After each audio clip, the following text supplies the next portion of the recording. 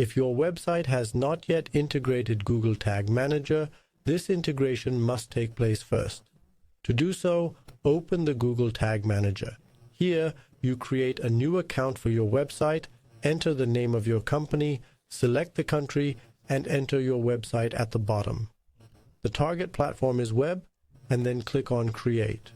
Confirm Google Tag Manager terms of use. Embed the generated codes on your website so that your website works with the Tag Manager.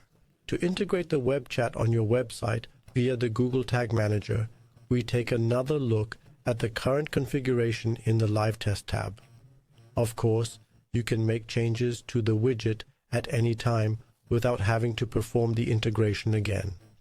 Then click on Integrate and copy the code snippet. Now switch back to the Tag Manager. Here in the workspace, order a new tag under Add New Tag, Tag Configuration, and insert the web chat code under Custom HTML, add the All Pages trigger at the bottom, and save the settings.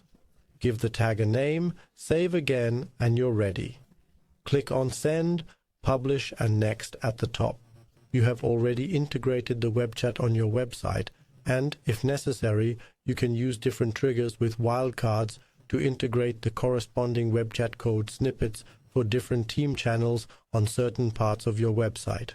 For example, if you want to use a separate team channel for your HR area on your website, configure the channel and copy the code snippet. To do so, go to Plus, Trigger Configuration, Page View, enter /career/ at the end, and save the settings. Give the trigger a name, and then save the trigger. Now do the same with the tag. Also give it a name and save it.